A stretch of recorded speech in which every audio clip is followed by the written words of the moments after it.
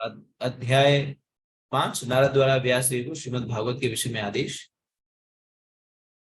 श्लोक संख्या 1। सूत उवाच अथ तं सुखमासीनम् उपासीनं बृहश्रवा देवर्षि प्राह विप्रेशं विपापाणि समयनिवा। सूत गोस्वामी ने कहा, इस तरह देवर्षि नारद सुखपूर्वक बैठ गए और मानो मुस्कुराते हुए ब्रह्म ऋषि व्यास देव को संबोधित किया। तो नारद मुनि जो है वो व्यास देव जी के आश्रम में आ चुके हैं और व्यास देव जी के आश्रम में आने के बाद उन्होंने आसन ग्रहण किया और अब जो है वो व्यास देव जी को संबोधित करने वाले। तो क्या संबोधित करते हैं नारद जी? नारद उवाच पराश्रया महाभागा भवता कच्चिदात्मनः परितुष्यति शरीरा आत्ममानसा एव वा। तो व्यासदेव को पराशर पुत्र संबोधित करते हुए नारद ने पूछा, क्या तुम मन या शरीर को आत्म साक्षात्कार का लक्ष्य मानकर संतुष्ट हो? तो यहाँ पर नारद मुनि जो है श्लोक संख्या 1 से 7 में अब प्रश्न पूछ रहे हैं। तो पहला प्रश्न क्या कर रहे हैं? क्या तुम शरीर को आत्म साक्षात्कार का लक्ष्य मानकर संतुष्ट हो? तो हमें यहाँ पर प्रश्न बहुत ही स्वाभाविक है, जैसे हम सारे लोगों भी क्या करते हैं, शरीर को ही सब कुछ मानते हैं। तब यही सारा प्रश्न जो है नारद मुनि इनसे पूछ रहे व्यासदेव जी से। आगे बढ़ते हुए कह रहे हैं, जिज्ञासितम सुख पन्नमापि ते महदद्भुतम कृतवान भारतम यस्त्वं सर्वथा परिभ्रमितम। तुम्हारी जिज्ञासाएं पूर्ण है और तुम्हारा अध्ययन भी भली भांति पूर्ण हो चुका है। इसमें संदेह नहीं कि तुमने एक महान एवं अद्भुत ग्रंथ महाभारत तैयार किया है जो सभी प्रकार के वैदिक फलों को विशद व्याख्या कर चुका है। तो जैसा कि पिछले अध्याय में व्यासदेव जी ने कहा था कि ये महाभारत बनाने का उद्देश्य क्या था, महाभारत की संरचना करने का उद्देश्य था जिससे कि जो अल्प बुद्धि वाले लोग हैं, जिसको सिर्फ कोरी फिलॉसफी, कोरा ज्ञान समझ में नहीं आता, जिनको उदाहरण चाहिए होते हैं हर विषय वस्तु पे। जैसे हम सारे लोगों को, जैसे हम सारे जो भी कार्य करते हैं या जो भी हम अध्ययन करते हैं, तो अध्ययन जब करते हैं तो बहुत सारे सूत्र होते हैं। तो सूत्र हमें सिर्फ रटने से समझ में नहीं आता कि सूत्र का अर्थ क्या है, लेकिन सूत्र के साथ जब उदाहरण दिया जाता है तो हमें चीजें सुस्पष्ट हो जाती। उसी तरह से महाभारत में जो है वो सारे सूत्र प्रदर्शित, महाभारत में वो जो सारे सूत्र वेद और शास्त्र के हैं, उन सारे सूत्रों को उदाहरण के रूप में प्रस्तुत किया गया है। तो किस तरह से व्यक्ति को आचरण करना चाहिए, किस तरह से ब्राह्मण को आचरण करना चाहिए, किस तरह से क्षत्रिय को आचरण करना चाहिए, क्या करना श्लाघनीय है, क्या करना जो है वो निंदनीय है, इन सारी चीजों का उदाहरण जो है महाभारत में दिया गया है। तो जो अल्प बुद्धि वाले लोग हैं, जैसे कहा गया है कि स्त्री, शूद्र, वैश्य, इस तरह के लोग जो हैं जिनको सूत्र स्पष्ट रूप से समझ नहीं आता, अल्प बुद्धि वाले लोगों के लिए महाभारत की संरचना की गई, जिससे वो महाभारत को पढ़ करके ही सारे सूत्र को समझ जाए। फिर इसके बाद नारद मुनि कहते हैं, जिज्ञासितम आदितम च ब्रह्मा यत्तत् सनातनम तथापि सोचसी आत्मानम अकृतर्थ इव प्रभो। तुमने निराकार ब्रह्म विषयक एवं उनसे प्राप्त होने वाले ज्ञान को भली भांति लिपिबद्ध किया है, तो इतना सब होते हुए हे मेरे प्रभु, अपने को व्यर्थ समझकर हताश होने का क्या बात है? तो अब यहाँ पर नारद मुनि ये भी कह रहे हैं कि सारे ब्रह्म सूत्र को किसने लिपिबद्ध किया है? सारे ब्रह्म सूत्र को व्यासदेव जी ने लिपिबद्ध किया है। लेकिन ये सब करने के बाद भी फिर भी क्यों हताश क्यों हो? तो जैसे कि हमने देखा कि सारे वेद जो एक वेद था, व्यास जी ने क्या किया, उसे चारों वेदों में विभक्त कर दिया, फिर पुराण लिखे, फिर सारे कुछ को लिपिबद्ध कर दिया। लेकिन इतना करने के बाद भी जो है वो व्यथित है। और जैसे अब वेदांत सूत्र जो ब्रह्म सूत्र है, ब्रह्म सूत्र में व्यासदेव जी ने क्या किया, भगवान के निराकार निर्गुण ब्रह्म की चर्चा की। किस तरह से भगवान त्रिगुणातीत है, उनका कोई भौतिक आकार नहीं है, उनका कोई जो भौतिक शरीर नहीं है। तो इस तरह से इन सारी चीजों की दार्शनिक व्याख्या की। लेकिन ये दार्शनिक व्याख्या जब हम ब्रह्मसूत्र इत्यादि पढ़ते हैं तो ये व्याख्याएं जो है हमें क्या करती, भ्रमित कर देती। तो इन सारे विषयों के बारे में भी क्या किया, व्यासदेव जी ने बहुत ही विस्तार से वर्णन किया। अब व्यास जी कहते हैं, अब नारद जी को उत्तर देते व्यास जी कहते हैं, व्यास उवाच अस्ति एव मे सर्वम इदम व्यक्ता उक्तम तथापि न आत्म परितुष्यते मे तत्मूलम अव्यक्तम अगाध बोधम पृक्षामहे त्वा आत्मभूतम। श्री व्यासदेव ने कहा, आपने मेरे विषय में जो कुछ कहा वह सब सही है, इन सब के बावजूद मैं संतुष्ट नहीं हुआ। तो मैं आपसे अपने असंतोष के मूल कारण के विषय में पूछ रहा हूँ, क्योंकि आप स्वयं हुए हैं बिना भौतिक माता पिता के उत्पन्न ब्रह्म की संतान होने के कारण अगाध ज्ञान से होते हैं। तो व्यासदेव जी अब अपनी व्यथा, जैसे पहले नारद मुनि ने प्रश्न पूछा कि आपने तो महाभारत लिख दिया, आपने तो ब्रह्मसूत्र लिख दिया, सब कुछ की व्याख्या कर दी, सारे वेद को लिपिबद्ध कर दिया, फिर भी चिंतित क्यों है? तो वही व्यासदेव जी कह रहे हैं कि आपने जो भी कुछ कहा वह सब सही है, कि बिल्कुल मैंने ये सब किया, लेकिन इन सब के बावजूद मैं संतुष्ट नहीं हूँ। तो जब व्यक्ति अपनी इच्छा के लिए कार्य करता है, भौतिक जगत में जो है इच्छाएं कितनी भी कर लीजिए, भौतिक इच्छा को लेकर के अगर आप कार्य करेंगे तो भौतिक इच्छा कभी भी संतुष्ट नहीं होने वाली। एक इच्छा खत्म होती है, दूसरी इच्छा उत्पन्न हो जाती है। और ये भौतिक भौतिक जगत में आप कितना भी प्रयास कर लीजिए, आप इच्छाओं को, इच्छाएं जो है उन शमन कर ही नहीं सकते। और इच्छाओं का जो, जैसे जैसे सागर में अनंत गिनत लहरें हैं, उसी तरह से इच्छाएं भी अनगिनत हैं। तो अगर इन सभी इच्छाओं को हम पूरा करने का प्रयास करेंगे तो हम कभी भी उस प्रयास में सफल नहीं हो पाएंगे। क्योंकि जो भी, जैसे हम अपने जीवन को देखें तो बचपन में हमारी कुछ इच्छा रहती है, थोड़ा बड़ा होते हैं तो कुछ इच्छा रहती है, फिर कुछ बड़े होते हैं तो उन्हें कुछ और इच्छा रहती है। इस तरह से इच्छाओं का जो द्वंद्व वो बढ़ता ही रहता है, इसकी कभी पूर्ति नहीं होती। तो जब ये बुद्धिमान व्यक्ति, यहाँ पर व्यासदेव जी की चरित्र हमें समझ में आना चाहिए कि जब हम ऐसे किसी असंतोष की स्थिति में हो, जहां पर हम अनिर्णय की स्थिति में, जहां पर हमें ये समझ नहीं आ रहा है कि मुझे क्या करना चाहिए और मेरे दुख का क्या कारण है, तो हमें क्या करना चाहिए? नारद मुनि जैसे जो ज्ञानी व्यक्ति हैं, जो शास्त्र में पटु व्यक्ति हैं, जिन्होंने गुरु शिष्य परंपरा में ज्ञान प्राप्त कर लिया, जो प्रामाणिक व्यक्तित्व हैं, उनकी शरण में हमें शरण ग्रहण करना चाहिए, उनसे हमें जिज्ञासा करनी चाहिए। अगर आप भगवत गीता को देखें तो भगवत गीता के दूसरे अध्याय में हम देखते हैं कि कैसे अर्जुन कहते हैं कि वो किस तरह से कंफ्यूज हो गए, उन्हें समझ नहीं आ रहा कि क्या करना चाहिए क्या नहीं करना चाहिए, उनको क्या करनी है क्या करनी है, इस विषय में उनको उनको कोई भी ज्ञान रह ही नहीं गया है, उनको समझ नहीं आ रहा है। तो ऐसे ऐसे विषम स्थिति में उन्होंने क्या किया? ऐसे विषम स्थिति में उन्होंने पूर्ण पुरुषोत्तम भगवान श्री कृष्ण की शरण ली। कार्पण्य दोष पातो स्वभाव पृक्षामि तुम धर्म सम्मोह चेता यक्षस्या निश्चितम भुवि तन्मे शिष्यस्ते हम साली मस्तम। उन्होंने कृष्ण को अपना गुरु बनाया और उनका शिष्यत्व ग्रहण किया।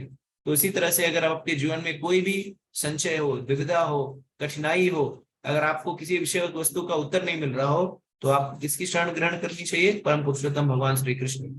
तो भगवान ने अपना ज्ञान जो है श्रीमद् भगवद गीता भागवतम के पन्नों में सारा दे रखा है, हमें तो सिर्फ उनसे उन पन्नों को उठा करके खोल करके देखना चाहिए, और हमारे सारे उत्तर जो है, सारी दुविधाओं का निराकरण जो है अपने आप स्वयं हो जाएगा। आगे कहते हैं व्यास जी, स वै भवान वेद समस्त गुह्या मम पासितो यत् पुरुषा पुराणा परावरेशो मनेश्व वित्थम सृजत्यवत्यति गुणैर संगे। हे प्रभु, जो कुछ भी गोपनीय है वह आपको ज्ञात है, क्योंकि आप भौतिक जगत के सृष्टा तथा संहारक एवं आध्यात्मिक जगत के पालक आदि भगवान की पूजा करते हैं, जो भौतिक प्रकृति के तीनों गुणों के परे हैं। तो जैसे भगवान जो है वो त्रिकाल यज्ञ होते हैं, उनके भूत वर्तमान भविष्य सब कुछ पता रहता है, उसी तरह से भगवान के जो उन्नत भक्त होते हैं वो भी भगवान भगवान की तरह त्रिकाल यज्ञ होते हैं, उन्हें भी भूत वर्तमान भविष्य सब पता होता है। जैसे भगवान के जो प्रामाणिक प्रतिनिधि होते हैं वो भगवान से कम नहीं होते। जैसे कहा गया साक्षात हरित्वेन समस्त शास्त्र है युक्त तथा भावे तेव सदि, साक्षात हरित्वेन। तो भगवान के जो प्रामाणिक प्रतिनिधि होते हैं वो भगवान की समतुल्य शक्तिशाली होते हैं, उन्हें भी सारे विषय वस्तु के विषय में ज्ञान होता है। और भगवत कृपा या भगवत साक्षात कराने में अगर हमें कोई सहायक हो सकता है तो ऐसा ही शुद्ध भक्त जो भगवान की सेवा में, भगवान की भक्ति में सदैव लगा रहता है। तो भगवान जैसे मुक्ति, जैसे हम उदाहरण के रूप में लें तो सुनार हमें क्या दे सकता है? सुनार हमें सोना दे सकता है, लोहार हमें लोहा दे सकता है, और कोई व्यापारी है हमें व्यापार से संबंधित चीजों को दे सकता है। लेकिन अगर हमें भक्ति प्राप्त करनी है, कृष्ण को प्राप्त करना है, तो हमें भक्ति जो है सिर्फ भक्ति ही दे सकते हैं। अगर हम सोचे कि विषयी व्यक्ति या भौतिकवादी व्यक्ति हमें भक्ति प्रदान कर सकते हैं तो ऐसा कदापि नहीं है। तो आध्यात्मिक उन्नति करने के लिए हमें उन्नत भक्तों के संग में जाना चाहिए, जो कि भक्ति में पूर्णतः तल्लीन है और जो सदैव कृष्ण का चिंतन करते रहते हैं। तो जब ऐसे भक्तों के संग में हम रहेंगे तो कृष्ण प्राप्ति की हमारी उत्कंठा और तीव्र हो जाएगी, कृष्ण भक्ति में हमारी रुचि और बढ़ेगी। और ऐसे साधु का निरंतर संग करने से हमें बहुत ही बड़ा लाभ होता है, आध्यात्मिक लाभ होता है। तो हम पर्यटम अर्क इव त्रिलोकी परावरे ब्रह्मणि धर्म दो व्रते सनातस्य में न्यूनमलम विक्षस्व।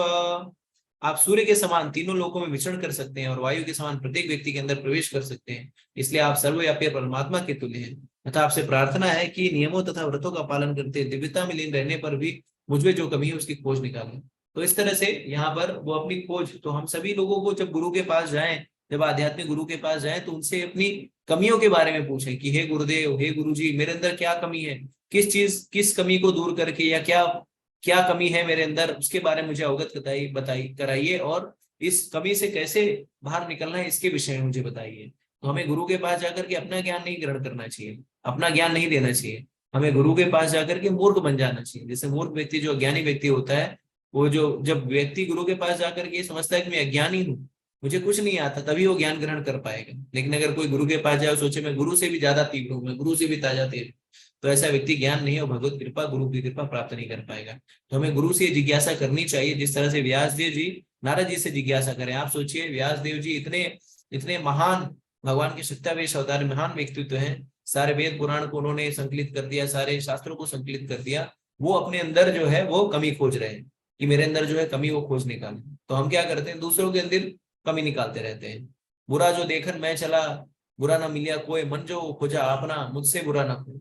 तो भक्तों की ही मनोदशा होती है, वो अपने अंदर कमियां खोजते हैं, लेकिन बाकी लोग क्या करते हैं, दूसरों के अंदर कमियां खोजते हैं। तो इस तरह से हमें आत्मावलोकन करना चाहिए।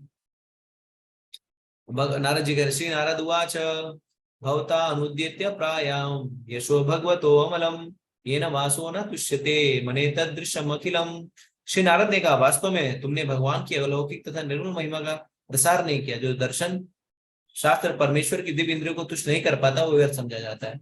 तो यहाँ पर नारद जी कह रहे हैं कि व्यास देव जी, आपके आपके मन में ये व्यथा जो है, इसका मूलभूत कारण है चूंकि आपने कृष्ण के विषय में गुणगान बखान नहीं किया।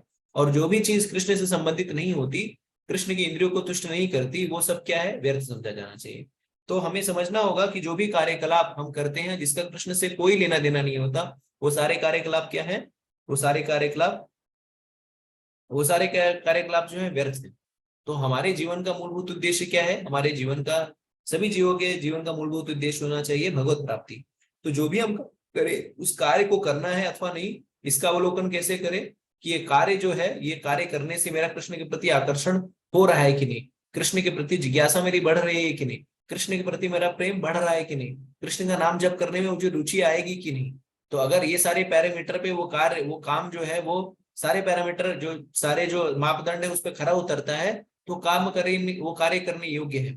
लेकिन अगर उस कार्य को करने से कृष्ण की विस्मृति हो रही है, कृष्ण के नाम जप करने में व्याधा उत्पन्न हो रही है, कृष्ण की भक्ति करने में व्याधा उत्पन्न हो रही है, कृष्ण को समर्पण करने में व्याधा उत्पन्न हो रही है, तो ऐसे कार्य को हमें नहीं करना चाहिए। यथा धर्म आदाय आदाय आदायश्च अर्थ मुनिवर्य अनुकीर्तिता ना तथा वासुदेवस्य महिमा ही अनुवर्णितः। हे महामुनि, यद्यपि आपने धार्मिक इत्यादि 4 पुरुषार्थ का विस्तार से वर्णन किया है, किंतु आपने भगवान वासुदेव की महिमा का वर्णन नहीं किया। तो नारद मुनि आगे बता रहे हैं कि सारे वेद और शास्त्र में क्या है, चार विषय वस्तु के बारे में बताया गया है। 4 जो पुरुषार्थ है मनुष्य जीवन के, तो 4 पुरुषार्थ कौन कौन से हैं, धर्म अर्थ काम मोक्ष। लेकिन उस मोक्ष, इस चार जो पुरुषार्थ हैं और 4 वर्णाश्रम जो हैं, ब्राह्मण क्षत्रिय वैश्य शूद्र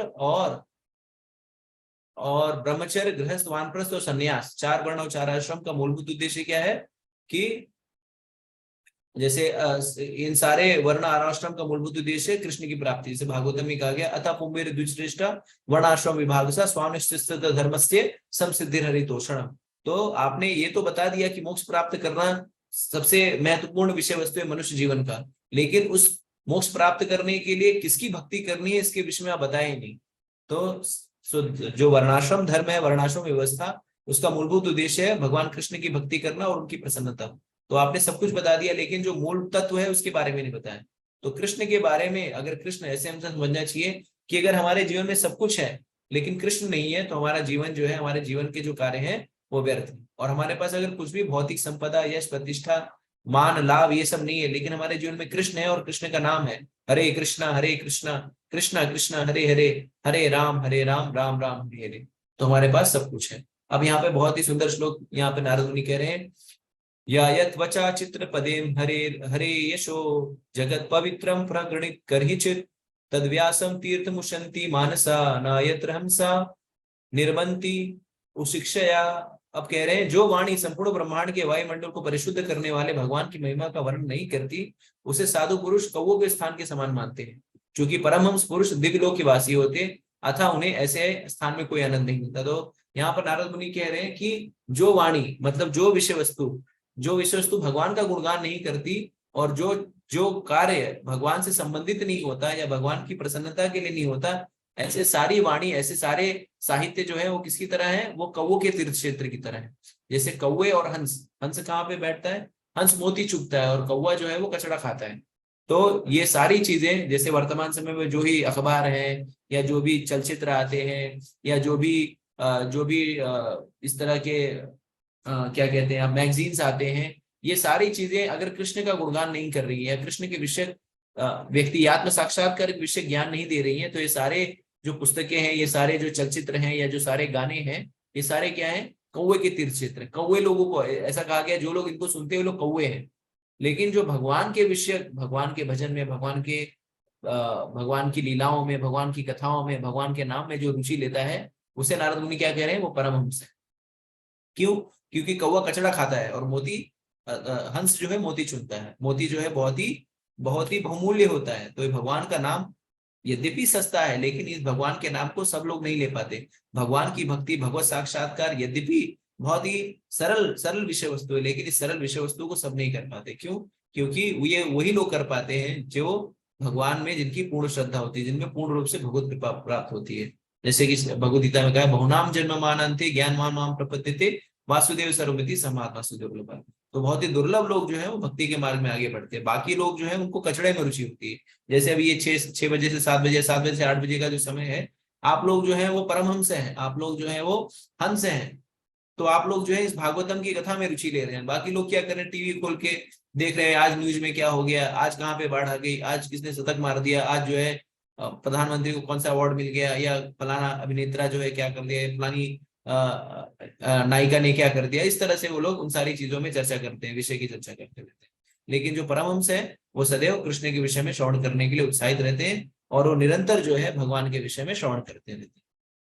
अगर आप लोग समझ में आ गया तो चैट बॉक्स में, कमेंट बॉक्स में लिख करके बता सकते हैं। तद्वाग विसर्ग जनता विप्लवो यस्मिन् प्रतिश्लोकम अबद्वत बद्वत अपि नामनि अनंतस्य यश अकिंचितानि यश्रवणन्ति गायन्ति गृह्णन्ति साधव।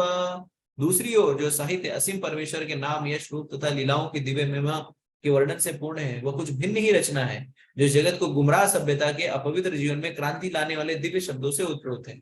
ऐसे दिव्य साहित्य, चाहे वह ठीक से ना भी रचा हो, ऐसे पवित्र मनुष्यों द्वारा सुना, गाया तथा पुकारा जाता है, जो नितांत निष्कपट होते हैं। तो इसके उलट जो भौतिकवादी लोग होते हैं, जो कचड़े पे बैठने वाले कौवे होते हैं, वो विषय की वस्तु में, भौतिक विषय की वस्तु में जो है ग्रंथ पढ़ते हैं, सुनते हैं और उसको देखते हैं। लेकिन भगवान के जो भक्त हैं वो क्या करते हैं, वो ऐसे ग्रंथ को पढ़ते हैं जो भगवान की दिव्य लीलाओं से उत्प्रोत होती है। और चाहे वो थोड़ी बहुत इधर उधर भी, उनका ग्रामर सही नहीं हो, या थोड़ा सा कोई भी विषय वस्तु आगे पीछे भी हो, लेकिन फिर भी वो भगवान के भक्तों द्वारा वो बहुत ही पूजनीय होता है। तो भगवान के भक्त, जैसे हम भक्ति सिद्धांत सरस्वती महाराज के विषय में सुनते हैं, तो भक्ति सिद्धांत सरस्वती महाराज क्या करते थे, जब मंदिर में कीर्तन होता था तो जो सबसे बेसुरा व्यक्ति होता था उसको वो कीर्तन लीड करने के लिए बोलते थे कि तू कीर्तन लीड कर। यानी भगवान जो है वो किसी सुर से और सुरीली आवाज से और बेसुरीली आवाज से भगवान प्रसन्न नहीं होते। भगवान प्रसन्न होते हैं भाव से, भगवान प्रसन्न होते हैं तीव्रता से, भगवान प्रसन्न होते हैं भगवान के प्रति आसक्ति से।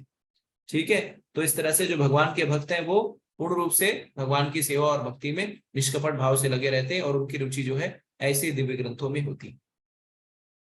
नैष्कर्म्यम अपि अच्युता भाव वर्जितम न शोभते ज्ञानम अलम निरंजनम कुत्पुनः शाश्वत भद्रम ईश्वरे न च अर्पितम कर्म यत अपि अकारण्यम।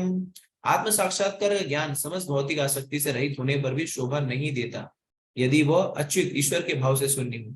तो फिर उन सकाम कर्मों से क्या लाभ है यदि वे भगवान की भक्ति के लिए काम ना आ सके, तो जो स्वभावता प्रारंभ से दुखद तथा क्षणिक होते हैं। तो अगर भगवान से संबंधित कार्यों में अगर हम नहीं लग रहे हैं तो ऐसे कार्य क्या देंगे, हमें कर्म फल देंगे। तो हमें क्या करना चाहिए, हमें ऐसे कार्य में सम्मिलित होना चाहिए जो हमें कर्मफल से मुक्ति दे। तो कर्मफल से मुक्ति देने के लिए, पाप और पुण्य के चक्र से मुक्ति देने के लिए हमें कैसे कार्य करने पड़ेंगे?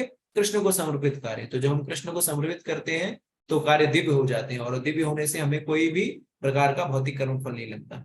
वो कार्य हमें मुक्ति के मार्ग को प्रशस्त करता है। अथो महाभाग भगवान भवान अमोघ दृक् शुचि शवा सत्यरता धृता व्रता उरुक्रमस्य अखिल बंधा मुक्ते मुक्ते समाधीना अनुस्मरा तत्विचिष्टितम। हे व्यासदेव, तुम्हारी दृष्टि सभी तरह से पूर्ण है, तुम्हारी उत्तम ख्याति निष्कलुक है, तुम अपने व्रत में दृढ़ हो और सत्य में स्थित हो, अतएव तुम समस्त लोगों को भौतिक बंधन से मुक्ति दिलाने के लिए भगवान की लीलाओं के विषय में समाधि के द्वारा चिंतन कर सकते हो। तो यहाँ पर आप बता रहे हैं कि आपने सब कुछ कर दिया, तो अब क्या करो? अब ऐसे भगवान के बारे में तुम लिखो जो कि सबको मुक्ति दे सकते हैं, जो भौतिक बंधन से मुक्ति दिला सकते हैं। और ये कैसे करेगा? ये कैसे हो पाएगा? जब समाधि लगाओगे, चिंतन करोगे, तो आध्यात्मिक ज्ञान जो है तुम्हारे हृदय में आएगा। तत् अन्यथा किंचन यद विविक्षता पृथक दश तत्कृत रूप नाम भी न कर हिचित क्वापि च दुस्तामति लभेत्वातः नौ इव आस्पदम। तुम भगवान के अतिरिक्त विभिन्न रूपों, नामों तथा परिणाम के रूप में जो कुछ भी वर्णन करना चाहते हो, वह प्रतिक्रिया द्वारा मन को उसी प्रकार आंदोलित करने वाला है जिस प्रकार आश्रय विहीन नाव को चक्रवात आंदोलित करता है। तो बता रहे हैं कि भगवान के विषय में जो है, भगवान के विषय ज्ञान के बारे में यहाँ पर नारद मुनि कह रहे हैं। जुगुप्सितम धर्म कृते अनुशासतः स्वभाव रक्तस्य महान व्यतिक्रमा यत् वाक्य धर्म इति तरह स्थितो न मन्यते तस्य निवारणम जना। सामान्य लोगों में भोग करने की स्वाभाविक प्रवृत्ति होती है, और तुमने धर्म के नाम पर उन्हें वैसा करते रहने के लिए प्रोत्साहित किया है। यह अत्यंत घृणित तथा अत्यंत अनुचित है, क्योंकि वे लोग तुम्हारे उपदेशों के अनुसार मार्गदर्शन प्राप्त करते हैं, अतः वे ऐसे कार्यों को धर्म के नाम पर ग्रहण करेंगे और निषेधों की परवाह नहीं करेंगे। तो व्यासदेव जी ने क्या किया? विभिन्न विभिन्न कर्म कांडों की भी संस्तुति कर दी कि ये कर्म कांड करने से ये लाभ होगा, वो कार्य करने से वो लाभ होगा। तो इस तरह से उन्होंने जब इतनी सारी व्यवस्था दी थी, तो नारद मुनि उसी चीज की भर्त्सना कर रहे हैं कि यार अरे, पब्लिक को गुमराह क्यों कर रहे हो? इतना सब चीज तुमने बता दिया है, तो पब्लिक जो है वो उसी चीज में गुमराह हो जाएगी। तुम्हें अब जो है एक मार्ग दिखाना है, अलग अलग तूने मार्ग बता दिया जो कि लोग भटक जाएंगे। तो अब तुम्हें क्या करना है? उन्हें उचित मार्गदर्शन देना है जो उन्हें भगवत प्राप्ति के लिए सहायक हो। अभी नारद मुनि जी ने ज्ञान दिया, वो ज्ञान उन्हें भगवत प्राप्ति के लिए सहायक नहीं है, उन्हें भौतिक विषयों में आगे बढ़ने के लिए सहायक है। तो नारद मुनि उसी चीज की यहाँ पर आलोचना कर रहे हैं। वीक्षणा अस्य अर्हिता वेदुतम विभो अनंत पारस्य निवृत्तिता सुखम परिवर्तन मानस्य गुणेन अनात्मनः तद्भवान दर्शय चेष्टितम विभो। भगवान असीम है, केवल वही निपुण व्यक्ति इस आध्यात्मिक ज्ञान को समझने के लिए योग्य है जो भौतिक सुख के कार्यकलापों से विरत हो चुका है। अतः जो लोग भौतिक आसक्ति के कारण सुस्थापित नहीं है, उन्हीं को तुम परमेश्वर के दिव्य कार्यों के वर्णन के माध्यम से दिव्य अनुभूति की विधियां दिखलाओ।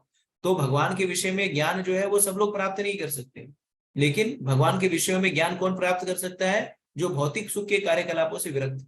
तो हमें समझना होगा कि भगवत प्राप्ति करने के लिए हमें भौतिक आसक्ति से शून्य होना पड़ेगा। जब कोई भी व्यक्ति भौतिक आसक्ति से शून्य होगा, तभी वो आध्यात्मिक उत्थान कर सकेगा, तभी वो भगवत प्राप्ति करेगा। लेकिन अगर भौतिक आसक्ति है तो भगवत प्राप्ति बहुत ही कठिन। तो हमें समझना होगा कि भोग और योग, भगवान से भगवत प्राप्ति और भोग वृत्ति में लगे रहना, ये एक साथ नहीं चल सकता। या तो हमें भगवान ही मिलेंगे या माया ही मिलेंगे। अगर हम चाहे माया और राम दोनों मिल जाएं तो ऐसा संभव नहीं है। तो या तो हम कृष्ण भक्ति में पूर्ण रूप से लीन रहे तो सही है, तब हम भगवत प्राप्ति कर सकते हैं। लेकिन अगर हम बीच में भोग भी कर ले, मजा भी कर ले, भगवत प्राप्ति भी कर ले, तो थोड़ा सा कठिन है। लेकिन डरने की आवश्यकता नहीं है। अगर निरंतर हम नाम जप करते रहते हैं, हरे कृष्णा कृष्णा कृष्णा हरे हरे, हरे राम राम राम हरे हरे, तो जब हम निरंतर भक्ति करते रहते हैं तो क्या होगा?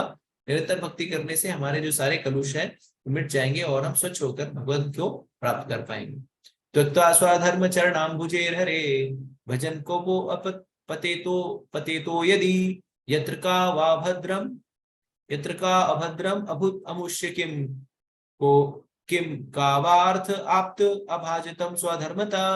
जिसने भगवान की भक्ति में सेवा में प्रवृत्त होने के लिए अपनी भौतिक वृत्तियों को त्याग दिया है, वो कभी कभी कच्ची अवस्था में नीचे गिर सकते हैं, तो भी उसके सफल होने का कोई खतरा नहीं रहता। इसके विपरीत अभक्त चाहे अपनी वृत्तियों में पूर्ण रूप से रत क्यों ना हो, जो कुछ भी उन्हें कुछ भी लाभ नहीं होता। यहाँ पर बताया गया कि अगर कोई व्यक्ति जो है वो भौतिक नियमों को, कानूनों को बहुत अच्छे तरह से पालन करता है और बहुत ही सभ्य नागरिक के रूप में कार्य करता है और सब कुछ अच्छे से करता है, तो भी चूंकि वो भगवान से संबंधित नहीं है, उसके कार्यकलाप जो है उसको अगला शरीर प्राप्त करेंगे, उसको उसको जो है उसके कर्म फल के अनुसार अलग अलग योनि में प्राप्त होगा। लेकिन इसके अतिरिक्त अगर कोई भी व्यक्ति भक्ति कर रहा है और भक्ति करते करते हो सकता है भक्ति करने के समय वो भक्ति के पद से च्युत भी हो गया, नाम जप कर रहा है, भगवान के भक्तों का संग रहा है और किसी कारण से ये सारी चीजों को छोड़ दिया, तो भी उसको कोई घाटा नहीं है। जैसे भगवद गीता के 6ठे अध्याय में भगवान कहते हैं ना कि सुशिराम श्रीमताम के ही योग भ्रष्टो भी जाए थे। तो अगर कोई व्यक्ति भक्ति कर रहा है और किसी कारण से भक्ति के मार्ग से च्युत भी हो जाता है, तो भी इसको डरने की बात नहीं, क्योंकि अगला शरीर जो है उसे इसी श्रीमंत परिवार में या धार्मिक परिवार में मिलेगा, जहां से वो अपनी भक्ति को आगे बढ़ा सकेगा। इसके अतिरिक्त जो खाली भौतिक नैतिकता का पालन कर रहा है उसके लिए कोई गारंटी नहीं है कि अगला शरीर जो है वो इसी उच्च कुल में लेगा या इसी भक्तों के परिवार में लेगा। तो इस तरह से भक्ति जो है वो सदैव हमें लाभ प्रदान करने वाली है। तस्य हेतु प्रयत्ते कोविदो न लभ्यते यत् भ्रमताम उपारि अथः तल्लभ्यते दुःखवत् अन्यत् सुखम कालेन सर्वत्र गंभीर रहंसा। जो व्यक्ति वास्तव में बुद्धिमान तथा तत्वज्ञान में रुचि रखने वाले हैं, उन्हें चाहिए कि उसे सार्थक अंत के लिए ही प्रयत्न करें, जो उच्चतम लोक से निम्नतम लोक तक विचरण करने पर प्राप्त नहीं है। जहां तक इंद्रिय भोग से प्राप्त होने सुख की बात है, वह तो कालक्रम में स्वतः प्राप्त होता है, जिस प्रकार हमारे ना चाहने पे हमें दुख प्राप्त मिलते रहते हैं। तो यहाँ पर बुद्धिमान व्यक्ति के बारे में नारद जी कह रहे हैं कि नारद जी कह रहे हैं कि हम सभी को किस सुख को प्राप्त करना चाहिए, किस किस किस कार्य के लिए प्रयास करना चाहिए, उस सुख को प्राप्त करने के लिए प्रयास करना चाहिए जो कि हमें शाश्वत सुख देगा, जो हमें शाश्वत आनंद देगा। और हमें ऐसे सुख के लिए नहीं भटकना चाहिए जो हमें स्वतः ही मिल जाता है। तो हम सभी लोगों का लक्ष्य क्या होता है, जैसे हम सभी लोग इंद्रिय तृप्ति में लगने के लिए अलग अलग कार्यों में प्रवीण होते हैं, लेकिन ये इंद्रिय तृप्ति की कार्यों की इच्छा रखना क्या है, बहुत ही मूर्खता है। क्यों? क्योंकि अगर हम जैसे इस भौतिक जगत में वैसे तो सुख है नहीं, क्योंकि भौतिक जगत किस तरह से है, भगवान बताते हैं भौतिक जगत दुखालय अशाश्वतम, तो ये दुखालय है और अशाश्वत है। तो इस दुखालय में हमें सुख की अनुभूति नहीं हो पाएगी। तो हमें क्या करना चाहिए, हमें शाश्वत सुख की अनुभूति करनी चाहिए। ये अशाश्वत सुख है, तो दुखालय तो हमें शाश्वत सुख की अनुभूति करने के लिए क्या करना पड़ेगा, भगवान की भक्ति में लगना पड़ेगा, भगवान के नाम का जप करना पड़ेगा, भगवान के विषय श्रवण करना पड़ेगा। और जब हम निरंतर भगवान का नाम जप करेंगे, भगवान की सेवा में रत रहेंगे, भगवान के विषय में श्रवण करेंगे, भगवान के लिए कार्य करते रहेंगे, तो अंत समय में हम भगवान को स्मरण करके भगवान के नित्य शाश्वत धाम को जा पाएंगे, जो कि बिना किसी कुंठा कलेश या बिना किसी विषाद से युक्त है। जैसे जिस जगत में हम रहते हैं इसे कुंठा जगत कहा जाता है, लेकिन भगवान का जो जगत है, भगवान का जो धाम है, वो वैकुंठ जगत है। वहां पे किसी प्रकार की न कुंठा है, न क्लेश है, न किसी प्रकार का संशय या किसी प्रकार की इस तरह की कोई चीजें हैं। नावे जनो जातु कथश्चन अव्रजेत मुकुंद सेवी अन्यवत अंग संस्मृतम स्मरण मुकुंद आग्नेय उपग्रहाणाम पुनः विहातुम इच्छते नारस ग्रह जना। हे प्रिय व्यास, यद्यपि भगवान कृष्ण का भक्त भी कभी कभी किसी न किसी कारण से नीचे गिर जाता है, लेकिन उसे दूसरों की तरह भवचक्र में नहीं आना पड़ता, क्योंकि जिस व्यक्ति ने भगवान के चरण कमलों का आस्वादन एक बार कर लिया है, वो उस आनंद को पुनः पुनः स्मरण करने के अतिरिक्त और कुछ नहीं कर पाता। तो यहाँ पे भगवान के भक्तों के लिए एक प्रकार से ये यहाँ पर एक हमें अच्छी खबर है कि एक बार हमने भगवान की शरण ले ली, भगवान के चरणों में हम लग गए, भगवान की भक्ति में लग गए, तो हो सकता है हमारा कभी पतन भी हो जाए, लेकिन अंततः क्या करेंगे, भगवान हमें उस पतन की स्थिति से उठा करके पुनः भक्ति के मार्ग पर लगा देंगे। जैसे हम उदाहरण देखते हैं, भागवत में उदाहरण आता है भरत महाराज का। तो भरत महाराज भगवान के अनन्य भक्त थे, अनन्य भक्ति कर रहे थे और घर बार छोड़ करके जंगल में जाकर के भगवत प्राप्ति के लिए प्रयासरत थे, लेकिन किसी कारणवश वो हिरण के संसर्ग में, हिरण के मोह में उन्होंने भक्ति के पद से गिर गए। लेकिन फिर उनको, चूंकि उनकी चेतना हिरण में युक्त थी, उन्हें अगला शरीर हिरण का प्राप्त होता है और आगे चल करके भगवान उन्हें जड़ भरत का शरीर देते हैं। लेकिन भगवत कृपा से उन्हें पूर्व जन्म के विषय में याद रहता है और वो जड़ भरत के शरीर में वो पुनः जो है भगवान के धाम को भक्ति करते हैं और भगवान के धाम को प्राप्त होते हैं। तो एक बार जो है भगवान के चक्कर में भगवान की भक्ति करना ये अंडरवर्ल्ड की तरह है, एक बार जो इसमें आ गया वो बाहर नहीं जा सकता। अंडरवर्ल्ड में एक बार जो घुस गया वो उसके बाहर नहीं आ सकता। उसी तरह से भगवान का ये कृष्ण कॉन्शियसनेस या भक्ति जो है, कृष्ण भक्ति, एक इसमें इसमें एक बार अंदर जो चला गया है, भगवान पहले तो अपनाते नहीं किसी को, और एक बार जिसको अपना लिया उसको फिर छोड़ते भी नहीं। लेकिन इस स्थिति को प्राप्त करने के लिए हमें क्या करना पड़ेगा? भक्ति करनी पड़ेगी। हरे कृष्णा कृष्णा कृष्णा हरे हरे, हरे राम राम राम हरे। इदम ही विश्वम भगवान इव इतरो यतो यथा जगत स्थानम निरोध संभव तत्हि स्वयं वेद भावानाम वेद भावान तथापि ते प्रादेश मात्रम भवता प्रदर्शितम। पूर्ण पुरुषोत्तम भगवान स्वयं विश्व स्वरूप है, तथापि उनसे निर्लिप्त भी है। उन्हीं से यह दृश्य जगत उत्पन्न हुआ है, उन्हीं पर टिका है और संहार के बाद उन्हीं में प्रवेश करता है। तुम इन सबके विषय में जानते हो, मैं तो तुम्हें सारांश भर प्रस्तुत कर रहा हूं। त्वमात्मनम् आत्मानम् अवेहि अमोघदृक् परस्य पुंसा परमात्मनं कालम् अजं प्रजातं जगत् शिवाय तत् महानुभाव अभूद्य अधिगण्यताम। तुम्हें पूर्ण दृष्टि है, तुम पूर्ण पुरुषोत्तम भगवान को जान सकते हो, क्योंकि तुम भगवान के अंश के रूप में विद्यमान हो। यद्यपि तुम अजन्मा हो, लेकिन समस्त लोगों के कल्याण हेतु इस पृथ्वी पर प्रकट हुए। अतः भगवान श्री कृष्ण की लीलाओं को अधिक विस्तार से वर्णन करो। तो यहाँ पर भगवान व्यासदेव को निर्देश दे रहे हैं कि आप क्या करो, भगवान की लीलाओं का विस्तार में वर्णन करो। इदम ही पुंस्तप्सा सुतस्य वा षष्ठस्य सुतस्य च बुद्धि दत्तयो अविरुच्यतो कभी भी निरूपितो यदुतमा श्लोक गुणानुवर्णनम। विद्वान मंडली ने स्पष्ट निष्कर्ष निकाला है कि तपस्या, वेदाध्ययन, यज्ञ, दान तथा स्तुति जब का अचूक प्रयोजन उत्तम श्लोक भगवान की दिव्य लीलाओं का वर्णन में जाकर समाप्त होता है। तो हम जो भी कार्य करते हैं उसका मूलभूत उद्देश्य क्या है? मूलभूत उद्देश्य अंतोद्गत्व क्या होता है, चाहे वो जप हो, तप हो इत्यादि, उसका मूलभूत अंतोद्गत्व उद्देश्य होता है कि वो भगवान कृष्ण की दिव्य लीलाओं का बखान या उनका गुणगान में समाप्त होता है। नारद मुनि आगे कहते हैं, अहम पुरातीत भावे भावे अभावम मुने दास्यतु कश्चयाश्चन वेदवादिनां निरूपिता बालका एव योगिनां शुश्रूषणे प्रविश निर्विक्षितम। हे मुनि, पिछले कल्प में मैं किसी अब यहाँ पर अपने जन्म के बारे में बता रहे हैं, किस तरह से नारद मुनि का आविर्भाव हुआ। तो अब कह रहे हैं, हे मुनि, पिछले कल्प में मैं किसी दासी के पुत्र में उत्पन्न हुआ। तो नारद जी का जो पिछला जन्म था वो किसके रूप में था? दासी के पुत्र के रूप में था, जो वेदांत सिद्धांत के अनुयायी ब्राह्मणों की सेवा करती थी। जब वे लोग वर्षा ऋतु के चातुर्मास में साथ साथ रहते थे तो मैं भी उनकी सेवा टहल किया करता था। तो अब नारद मुनि जो पिछले जन्म में, नारद मुनि का जन्म पाने से पहले वो क्या थे? दासी के पुत्र थे। और वो दासी क्या करती थी? वो ब्राह्मणों की सेवा करती थी, जो वेद सिद्धांत को जानते थे। और जब वो चातुर्मास में, जो चातुर्मास का जो समय होता है, जैसे वर्तमान में चातुर्मास लगा हुआ है, तो चातुर्मास का समय जो है वर्षा ऋतु का समय होता है। तो पहले के जो साधु समाज के लोग, जो भक्त जन थे, वो चातुर्मास में क्या करते थे? अपनी ट्रैवल को, अपनी यात्रा को रोक दिया करते थे, क्योंकि पहले ट्रेन इत्यादि की व्यवस्था नहीं थी, इतनी सुगम आने जाने की व्यवस्था नहीं थी। तो 4 महीने जो है एक ही स्थान पर वो भजन किया करते थे। अगर हम देखें तो कैसे जब रामायण में जब वाली को मार करके सुग्रीव को राजा बना दिया जाता है, तो फिर चातुर्मास का समय आता है, वर्षा ऋतु का समय आ जाता है, और फिर भगवान राम लक्ष्मण क्या करते हैं? एक ही स्थान पर जाकर वहीं पे निवास करते हैं। और फिर जब वो समय वर्षा ऋतु खत्म हो जाती है, तब वो जाकर के लक्ष्मण जी जाकर के वाली सुग्रीव को बुलाते हैं। तो इसी तरह से ये जो वेदांत सिद्धांत या वेद सिद्धांत से युक्त जो ब्राह्मण थे, वो क्या करते थे? आश्रम में रुक जाते थे। और नारद मुनि की जो माँ थी, और नारद मुनि स्वयं उन ब्राह्मणों की, इन भक्तों की सेवा में लगे रहते थे। क्या करते थे? ते मई अपेत अखिलम चापले अर्भके दान दान्ते अधृत क्रीडान के अनुवर्तिना चक्रु कृपम यद्यपि तुल्य दर्शन सुषमाषणे मुनिया अल्प भाषिणी। तो यद्यपि वे स्वभाव से निष्पक्ष थे, किंतु उन वेदांत के अनुयायियों ने मुझ पर अहेतु की कृपा की। जहां तक मेरी बात थी, मैं इंद्रिय जीत था और बालक होने पर भी खेलकूद से अनासक्त था। साथ ही मैं चपल ना था और कभी भी जरूरत से ज्यादा बोलता नहीं था। तो यहाँ पर नारद मुनि अपने स्वभाव के बारे में बता रहे। जब वो अपने बालक थे उस जन्म में, तो वो उन्होंने क्या किया? उनके ऊपर पहली बात तो किसकी कृपा थी? उन वेदांतवादियों की, जो भगवान के भक्त थे, ब्राह्मण थे, उनकी कृपा नारद मुनि पे बालक रूप में थी। और क्यों कृपा करते थे?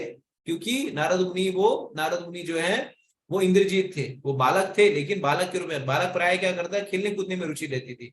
लेकिन नारद मुनि की रुचि किसमें थी? नारद मुनि की रुचि जो है वो आत्म साक्षात्कार में थी, भक्ति करने में थी, भगवान के विषय में श्रवण करने में थी। और साथ ही साथ नारद मुनि जो है वो मितभाषी थे, वो जितनी आवश्यकता होती थी उतना ही संभाषण करते थे। और क्या करते थे नारद मुनि, उन मुनियों की कृपा कैसे भी थी, तो यहाँ पर लिखा है उच्चिष्ट लेपाने अनुमोदिता द्विजे संस्कृतसम भुंजे तत् अपासत किल्बिषम एवं प्रवृत्तस्य विशुद्ध चेतसा तत् धर्मम एव आत्मरुचि प्रजायते। तो उनकी अनुमति से मैं केवल एक बार उनकी जूठन खाता था और ऐसा करने से मेरे सारे पाप तुरंत नष्ट हो गए। इस प्रकार सेवा में लगे रहने से मेरा हृदय शुद्ध हो गया और तब वेदांतियों का स्वभाव मेरे लिए अत्यंत आकर्षक बन गया। तो क्या करते थे वो, उन वेदांतवादियों का उच्चिष्ट खाते थे। तो शास्त्रों में ऐसा बताया गया है कि अगर हम वरिष्ठ वैष्णव का उच्चिष्ट खाते हैं तो हमें उनकी कृपा प्राप्त होती है। लेकिन एक चीज हमें ध्यान रखना होगा, यहाँ पर हम उच्चिष्ट चोरी चुपके नहीं खाने चाहिए। हमें क्या करना चाहिए, हमें अपने वो जो वैष्णव है उनसे परमिशन लेकर के, उनसे आज्ञा लेकर के हमें उच्चिष्ट खाना चाहिए। तो अगर ऐसे शुद्ध वैष्णव का उच्चिष्ट हमें प्राप्त हो जाए तो जिस तरह से नारद मुनि के पूर्व काल में उनके सारे पाप नष्ट हो गए, उसी तरह से हमारे भी सारे पाप जो है नष्ट हो जाएंगे। शास्त्रों में कहा गया है साधु संग सर्वशास्त्र कहे, लव मात्र साधु संग सर्व सिद्धि है। तो लव मात्र साधु संग करने से बहुत सिद्धि प्राप्त हो सकती है। तो इस तरह से भगवान के भक्तों के उच्चिष्ट को ग्रहण करने से व्यक्ति के सारे पाप नष्ट हो जाते हैं।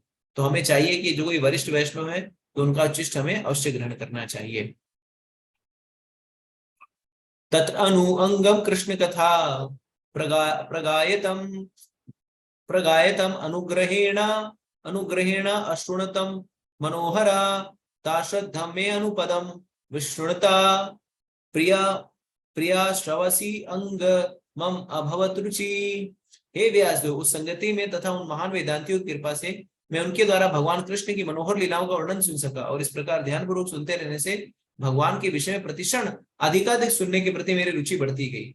तो यहाँ पर भगवान के विषय में जितना भी हम श्रवण करते हैं, भगवान कृष्ण की लीलाओं का हम जितना भी श्रवण करते हैं, उस सुनने से हमारा उतना ही अधिक आकर्षण बनता जाता है। तो किसी विषय की वस्तु में, किसी व्यक्ति के विषय में अगर हमें आकर्षण उत्पन्न करना है तो श्रील प्रभुपाद जी कहते थे कि हमें उसके विषय में अधिकाधिक श्रवण करना चाहिए। तो आप सभी को अगर कृष्ण भक्ति में आगे बढ़ाना है, कृष्ण का स्मरण करना है, कृष्ण की सेवा में रत होना है, तो आपको कृष्ण के विषय जो है अधिक से अधिक श्रवण करना चाहिए। इसी के लिए शास्त्रों में कहा गया है कि हमें निरंतर भक्ति करनी चाहिए। और श्रील प्रभुपाद जी ने बहुत ही सुंदर व्यवस्था की अपने मंदिरों में।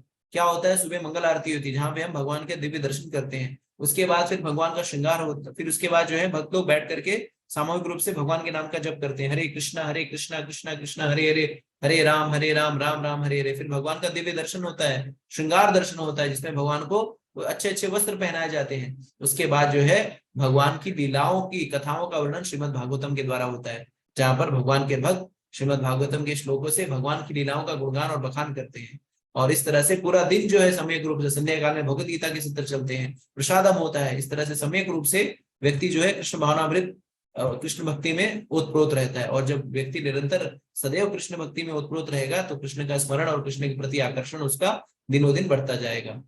तो नारद मुनि आगे कहते हैं, तस्मिन् तदा लब्ध रुचे रुचे महामते प्रियाश्वसी अस्खलितम मतिर्ममा यत् असत्स्व मायया पश्येमयि ब्राह्मणी कल्पितम परे। हे महामुनि, जो मुझे भगवान का आस्वाद प्राप्त हुआ, त्यों ही मेरा ध्यान भगवान का श्रवण करने के प्रति अटल हो गया, और जो ही मेरी रुचि विकसित हो गई, त्यों ही मुझे अनुभव हुआ कि मैंने अज्ञानतावशी स्थूल तथा सूक्ष्म उदाहरणों को स्वीकार किया है, क्योंकि भगवान तथा मैं दोनों ही दिव्य हैं। तो यहाँ पर जैसे जैसे हम भगवान की कथाओं और लीलाओं का श्रवण करते हैं, वैसे ही हम देहात्म बोध से, जो हमारी देहात्म बोध की जो हमारी बीमारी है, उससे ऊपर उठ जाते हैं।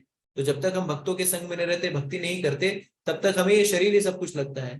लेकिन जैसे जैसे भक्ति में आगे बढ़ जाते हैं, वैसे ही हमें समझ में आता है कि मैं शरीर नहीं हूँ, आत्मा हूँ, और मैं भगवान का नित्य दास हूँ। और मेरा दास होने के कारण मेरा मूलभूत उद्देश्य है परम पुरुषोत्तम भगवान कृष्ण की सेवा में रत रहना। तो ये भक्ति करने से ही संभव है। इसके बाद नारद जी कहते हैं, नारद मुनि कहते हैं, इत्थम शरता विष्कौ ऋतु हरे विष्णुता में अनुस्वम यशोमलम संकीर्तयामानम मुनि भी महात्म भी भक्ति प्रवृत्ता आत्मरचितम उपहा। इस प्रकार वर्षा तथा शरद दोनों ऋतुओं में मुझे इन महामुनियों से भगवान हरि की धवल कीर्ति का निरंतर श्रवण सुनते रहने का सुअवसर प्राप्त हुआ, जो मेरी भक्ति का प्रभाव होने लगा कि रजोगुण और तमोगुण के सारे आवरण लुप्त हुए। तो जैसे से हम भक्ति में आगे बढ़ते जाते हैं, तो वैसे ही हमें रजोगुण और तमोगुण से मुक्त हो जाते हैं, क्योंकि हम कृष्ण की सेवा में, जो कृष्ण भावना भावित कार्य है, वो प्रकृति के तीनों गुणों से परे होते हैं, दिव्य होते हैं। तो जैसे जैसे हम भक्ति में आगे बढ़ते हैं, हमारा भौतिक आकर्षण कम होता है और कृष्ण के प्रति आकर्षण जो है और तीव्रता से आगे बढ़ने लगता है। तसम एवं में अनुरक्तस्य प्रतिशस्य हतेन सह श्रद्धयानस्य बालस्य दान्तस्य अनुचरस्य चरिस्य च। तो इस तरह से भगवान के विषय में सुनने से उनके सारे पाप नष्ट हो चुके थे और मेरे हृदय में उनके प्रति प्रबल श्रद्धा थी। मैंने इंद्रियों को वश में कर लिया था और मैं तन और मन से उनकी दृढ़ता से अनुगमन करता था। तो हमें क्या चाहिए, जिस तरह से नारद मुनि ने क्या किया, जो गुरुजन थे उनका अनुगमन किया, उसी तरह से हमें भी चाहिए कि अगर हमें आध्यात्मिक उन्नति करनी है, हमें हमें क्या करना होगा, हमारे अपने पाप को नष्ट करना है। तो जो प्रामाणिक गुरु हैं, जो आचार्य गण हैं, उनके बताए गए निर्देशों का दृढ़ता से श्रद्धा से पालन करना चाहिए। हमारे जो आचार्य गण हैं हमें कोई अलग उटपटांग चीजें करने के लिए नहीं कह रहे हैं, वो यही कह रहे हैं कि हमें क्या करना चाहिए, अपने जीवन को इस तरह से ढालना चाहिए जैसे हम कृष्ण को सदैव स्मरण रखें और कृष्ण को कभी ना भूलें। और ये करने के लिए वो क्या करते हैं, हमें कहते हैं कि हम प्रतिदिन कम से कम 16 माला का जप करें। हरे कृष्णा कृष्णा कृष्णा हरे हरे, हरे राम राम राम हरे हरे। 4 नियम का पालन करें, अधिक से अधिक भगवान विषय में श्रवण करें, भगवद गीता भागवतम इत्यादि का अध्ययन करें, भगवान को अर्पित प्रसाद ग्रहण करें और तन मन धन से भगवान की सेवा में लगे रहें। तो इस तरह से अगर हम भी कार्य करेंगे तो हमारा भी भगवान के प्रति जो है दिव्य श्रद्धा उत्पन्न होगी और हमारे सारे पाप जो है वो नष्ट हो जाएंगे। अब यहाँ पे भगवान के नारद मुनि कह रहे हैं, ज्ञानम गुह्यात्मम यत् साक्षात् भगवता उदितम अन्वो वोचन गमिष्यन्त कृपया दीन वत्सलः। दीन जनों पर अत्यंत दयालु उन भक्ति वेदांतों ने जाते समय मुझ पर गुह्यतम विषय का उपदेश दिया, जिसका उपदेश स्वयं भगवान देते हैं। तो जब देखिए ये ज्ञान जो है, जैसे भगवान या भगवान के भक्त हम पर कब अनुग्रह करते हैं, जब हम विनीत भाव से उनसे प्रश्न करते हैं। जैसे भगवद गीता में भगवान कहते हैं, तद विधि प्रणिपाते न परिप्रश्नेन सेवया उपदेशान्ति ते ज्ञानम ज्ञानिनस्य तत्त्वदर्शी। तो विनीत भाव से, चूंकि नारद मुनि जो है वो श्रद्धा से युक्त थे, मितभाषी थे, भगवान के प्रति पूर्ण रूप से उनकी श्रद्धा थी और उनका जो है सेवा टहल भी किया करते थे, उनके बताए गए मार्ग का अनुसरण भी करते थे। तो उन ऋषियों ने नारद मुनि को भगवान के दिव्य उपदेश को सुनाया। तो उसी तरह से भगवद गीता या श्रीमद भागवतम उन भक्तों के लिए है जो श्रद्धा से युक्त है। तो जो श्रद्धा से युक्त श्रीमद भगवद गीता और भगवद गीता को पढ़ता है, श्रीमद भागवतम और श्रीमद भगवद गीता को पढ़ता है, वो भगवान के संबंधित ज्ञान भी उसे भी समझ में आ जाता है या उसे भी समझ में आता है। तो अगर हमें शास्त्रों का ज्ञान प्राप्त करना है या भगवान का अनुग्रह प्राप्त करना है तो हमें श्रद्धा से युक्त होना पड़ेगा और विनम्रता से हमें गुरु के निर्देश का पालन करना पड़ेगा। येन वाह्यं भगवतो वासुदेवस्य वेधसः माया अनुभावम आवीदम येन गच्छन्ति तत्पदम। श्री कृष्ण की शक्ति के प्रभाव को ठीक ठाक समझ सका, उसे जान लेने पर कोई भी मनुष्य उसके पास लौटकर उनसे साक्षात भेंट कर सकता है। तो यहाँ पर भगवान ने बताया, नारद मुनि कह रहे हैं कि जो वेदांतियों ने, जो ऋषि मुनियों ने जो उनको भगवत गीता जो शास्त्रों का दिव्य उपदेश सुनाया, उसका सार क्या था, उसका मर्म क्या है कि अगर कोई भी श्रीमद भगवत गीता या भागवतम को ठीक ठाक समझ जाए और उसको समझने के बाद भगवान की भक्ति में संलिप्त हो जाए तो भगवत साक्षात्कार अवश्य कर सकता है। तो अगर हम जो है भगवान के निर्देश का पालन करें, भगवत गीता में भगवान हमें क्या निर्देश देते हैं, मन मना भव मद भक्तो मद याजी मम नमस्कुरु मामेवस्य सत्यम ते प्रतिजानो अस्मि प्रियो अस्मि। तो मेरे भक्त को जो मुनि जी, मुझे नमस्कार करो और मेरी पूजा और शक्ति में लगो। तो इस तरह से अगर कोई भी पूर्ण रूप से भगवान की भक्ति और पूजा में रत रहता है और पूर्ण रूप से भगवान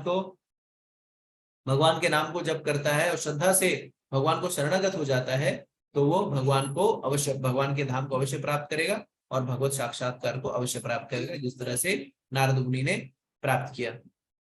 अब कह रहे हैं, एतत् संसुचितम ब्राह्मण त्रापत्रय चिकित्सितम यत् ईश्वरे भगवती कर्मा ब्राह्मणी भवितमा। हे ब्राह्मण, व्यासदेव विद्वानों द्वारा निश्चित हुआ है कि समस्त कष्टों तथा दुखों के उपचार का सर्वोत्तम उपाय यह है कि अपने सारे कर्मों को भगवान की सेवा में समर्पित कर दिया है। तो यहाँ पे नारद मुनि को निर्देश दे रहे हैं और हमको भी निर्देश दे रहे हैं कि हमें अगर समस्त कष्टों और कल्मशों से बाहर निकलना है तो हमें क्या करना पड़ेगा, सब सारे कर्म जो है वो कृष्ण को समर्पित कर दे। भगवान भी भगवद गीता में कहते हैं, यत् करोषि यत् अश्नासि यत् जुहोषि ददासि यत् तपस्यसि कौन्तेय तत् कुरुष्व मदर्पणम्।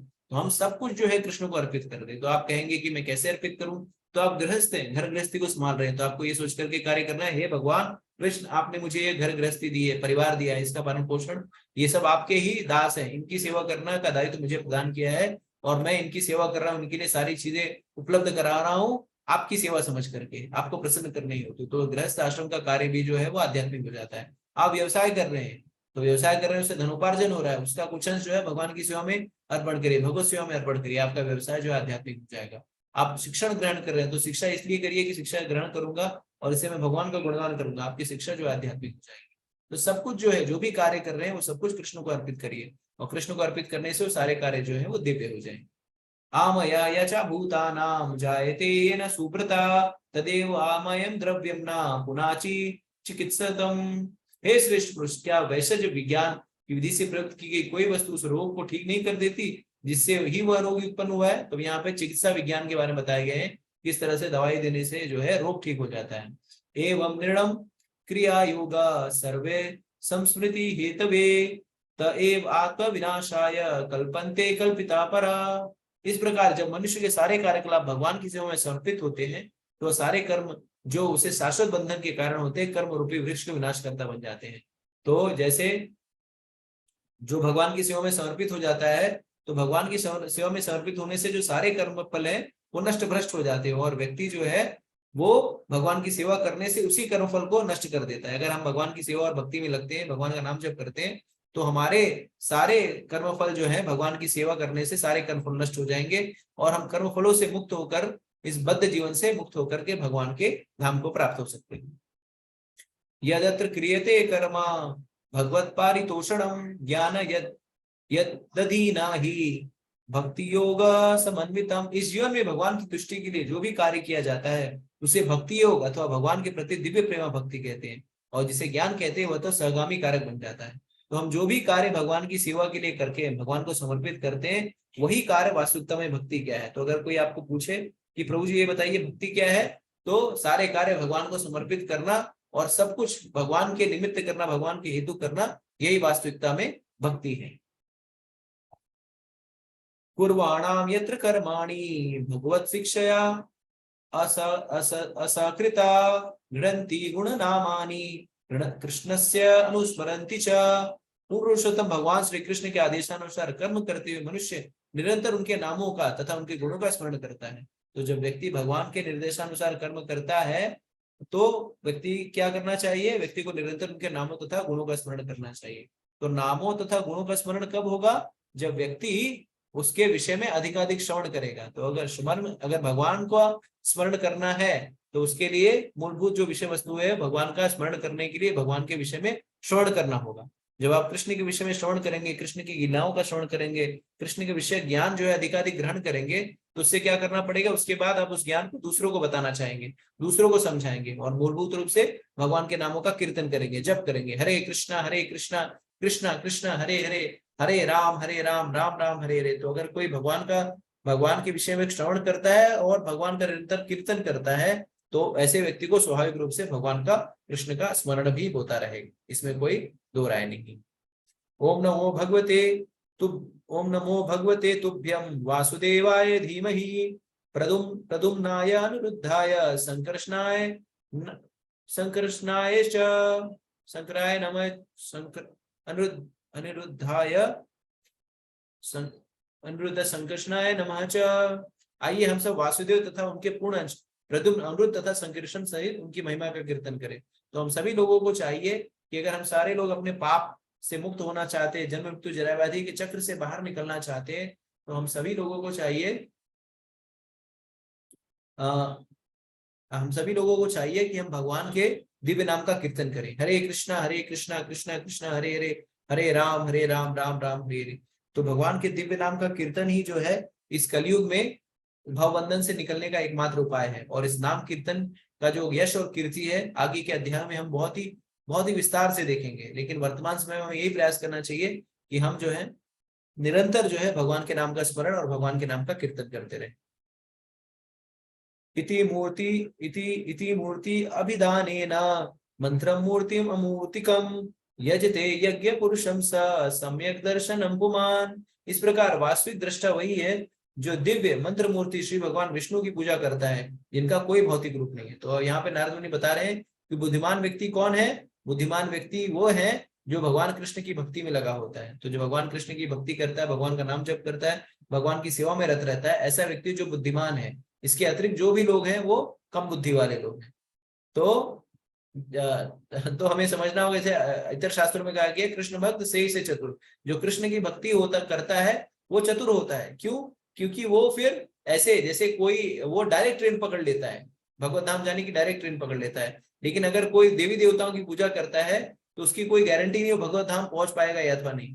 तो इसलिए भगवान की भक्ति करने से जिस तरह से हम पेड़ को पोषण देने के लिए उसके जड़ में पानी डालते हैं तो पूरे पेड़ को प्राप्त हो जाता है, उसी तरह से अगर हम उदर में, जैसे पेट में उदर में हम भोजन डालते हैं तो सारे शरीर को पोषण प्राप्त हो जाता है।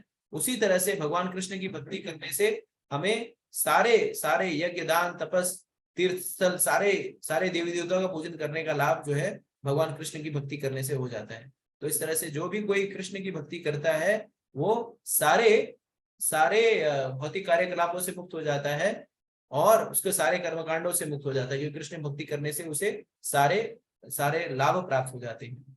इसके बाद भगवान नारद मुनि कहते इमं स्वानिगमं ब्रह्मान् अवेत्यामत अनुतिष्ठितम् अदात्मे ज्ञानम ऐश्वर्यम स्वस्मिरन भावम च केशव। हे ब्राह्मण, इस प्रकार सर्वप्रथम भगवान कृष्ण ने मुझे वेदों के गुह्यतम अंश में निहित भगवान के दिव्य ज्ञान का, फिर आध्यात्मिक ऐश्वर्य का और तब अपनी घनिष्ठ प्रेम में सेवा का वर दिया। तो नारद मुनि कह रहे हैं कि भगवान कृष्ण ने उन्हें वेदों के गुह्यतम ज्ञान को प्रकाशित किया। और क्यों प्रकाशित किया? क्योंकि उन्होंने क्या किया, नारद मुनि ने क्या किया, नारद मुनि ने जो उन्नत भक्त थे, जो भगवान के प्रामाणिक शुद्ध भक्त थे, उनके बताए गए मार्ग का अनुगमन किया। तो जब हम गुरु के प्रामाणिक गुरु के बताए गए मार्ग का अनुगमन करते हैं, उस मार्ग पर चलते हैं और प्रामाणिक गुरु के बताए गए निर्देश का अनुपालन करते हैं तो हमें भगवत साक्षात्कार अवश्य होता है। तो जैसे उदाहरण देते हैं, हम लोग उदाहरण देखते हैं कि कैसे जो शबरी जो थी वो मतंग ऋषि के आश्रम में कार्य किया करती थी, और मतंग ऋषि जब वो स्वर्ग जाने लगे तो उन्हें कहा कि शबरी तुम चलो। तूने कहा नहीं, मैं नहीं जाऊंगी। तो उन्होंने बोला कि ठीक है, तुम्हें अभी नहीं जाना, तो तुम वेट करो और भगवान रामचंद्र जी जो है, भगवान राम जो है यहाँ पर अवश्य आएंगे तुमसे भेंट करने के लिए। और फिर जब मतंग ऋषि और सारे जो है जब भगवत धाम चले गए तो वहां पर वो शबरी क्या करती थी, प्रतिदिन जो है अपने आंगन में लेप करती थी, गोबर से लिपती थी, उसको स्वच्छ करती थी, फूलों से सजाती थी, ये सोच करके कि भगवान राम आएंगे। और जब उनके आस पड़ोस के जो लोग थे वो उनके ऊपर रोज कहते थे, अरे तू पागल है क्या कि तू सोचती है भगवान तेरे पास आएंगे? भगवान तेरे पास नहीं आएंगे। यहाँ पे क्यों आएंगे भगवान रामचंद्र जी का? यहाँ पे क्यों आना? कोई यहाँ पे प्रयोजन ही नहीं है। लेकिन उसे अपने गुरु के निर्देश पर, उसके अपने शबरी को अपने गुरु के वाणी पर पूर्ण रूप से भरोसा था, और इस तरह से उस भरोसे को लेकर के वो कालांतर बहुत वर्षों तक उसने इंतजार किया और तब जाकर के भगवान ने उसको साक्षात्कार दिया। तो इसी तरह से जब हम गुरु के निर्देश का अनुपालन करते हैं, गुरु के बताए गए मार्ग का अनुसरण करते हैं, जैसे गुरु हमें कहते हैं हमें 16 माला का जप करना है हरे कृष्ण मंत्र का, हरे कृष्णा कृष्णा कृष्णा हरे हरे, हरे राम राम राम हरे। तो इस तरह से अगर हम इसका पालन करें और 4 नियम का पालन करें, सदैव भगवान की सेवा में रत रहें, सब कुछ भगवान को समर्पित करें, कृष्ण का प्रसाद ग्रहण करें, तो हमें क्या होगा, हमें भी भगवत प्राप्ति होगी, इसमें कोई संशय नहीं है। तो इसी तरह से भगवान ने क्या किया, गुह्यतम अंश को निहित भगवान ने दिव्य ज्ञान दिया। तो भगवान जो ज्ञान जो है हृदय में प्रकाशित कर दे, दिव्य ज्ञान हृदय प्रकाशित करो, हृदय प्रकाशित हो। तो जो भक्त तीव्रता से भक्ति करता है वो दिव्य ज्ञान को प्राप्त होता है, और इस तरह से उनको भगवान के प्रेम में सेवा भी प्राप्त हुई। अब जो है नारद मुनि कह रहे हैं, त्वम अपि अधवम श्रुत विश्रुतम विभो समाप्ते येन विदाम विभूतितम प्राख्याहि दुखे मुहुः आदिर्त आत्मनः संक्लेशा निर्वाणम उशंति न अन्यथा। अतः कृपा करके सर्वशक्तिमान के उन कार्यकलापों का वर्णन करो जिसे तुमने वेदों के अपार ज्ञान से जाना है, क्योंकि उससे महान विद्वान जनों की ज्ञान पिपासा की तृप्ति होगी और साथ ही सामान्य लोगों के कष्टों का भी शमन होगा। जो भौतिक दुखों के सदैव पीड़ित रहते हैं, निस्संदेह इन कष्टों से उभरने का अन्य कोई साधन नहीं है। तो अब यहाँ पर निर्देश देते हुए वेद व्यास जी को नारद मुनि कह रहे हैं कि आप क्या करो, उन परम पुरुषोत्तम भगवान श्री कृष्ण का वर्णन करो, जिनके स्मरण करने मात्र से सारे पाप नष्ट हो जाते हैं, और जिनका निरंतर स्मरण करने से व्यक्ति जन्म मृत्यु जरा व्याधि के भवसागर से पार हो जाता है। क्यों? क्योंकि क्योंकि और ये जो श्रीमद् भागवतम का ज्ञान है, ये विद्वान जनों की ज्ञान पिपासा, जो ज्ञान प्राप्त करने के लिए बहुत ही जिज्ञासु है, जिनके अंदर तीव्र उत्कंठा है, उनके ज्ञान की प्यास को भी यही बुझाएगा। और हम जैसे मूर्ख लोग, जो कलयुग के मूर्ख लोग हैं, उनके कष्टों का भी निराकरण यही कर सकता है, भगवान भगवान के विषय ज्ञान, भगवान की लीलाओं का गुणानुवाद। तो इस तरह से नारद मुनि को कहते हैं कि हम जैसे लोगों, हम जैसे कलयुगी लोगों के लिए श्रीमद् भागवतम का आश्रय लेने के बगैर और कोई हमारे पास उपाय ही नहीं है।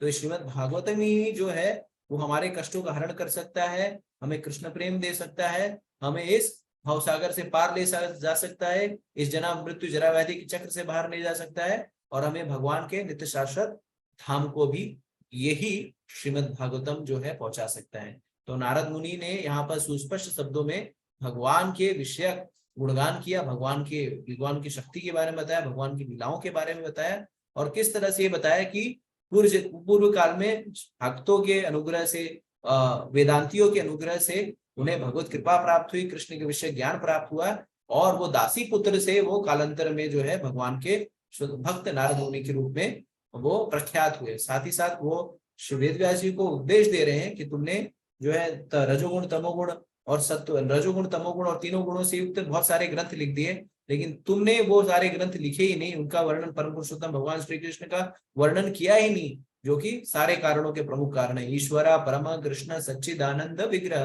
अनादिरादिर गोविंद सर्व कारण कारणम। तो कृष्ण जो है सारे कारणों के मूलभूत कारण है, और उनका वर्णन नहीं करने के कारण तुम्हारे मन में ये विचलन है। तो ये सारी विचलता तब समाप्त होगी जब आप कृष्ण के विषय में, भगवान के विषय में गुणानुवाद करोगे। तो इस तरह से मैं यहाँ पर इस अपनी वाणी को विराम देता हूँ। आप सभी से अनुरोध है कि आप लोग जो है इस सत्र का पुनरावलोकन कर लीजिएगा, पुनरावृत्ति कर लीजिएगा, जैसा कि आज के सत्र में बताया नारद मुनि कि इसका भगवान के विषय हम जितना भी श्रवण करेंगे उतना ही हमारे कृष्ण के प्रति आकर्षण होगा, और विशेष रूप से जो है भगवान के नाम का जप। हरे कृष्णा कृष्णा कृष्णा हरे हरे, हरे राम राम राम हरे हरे।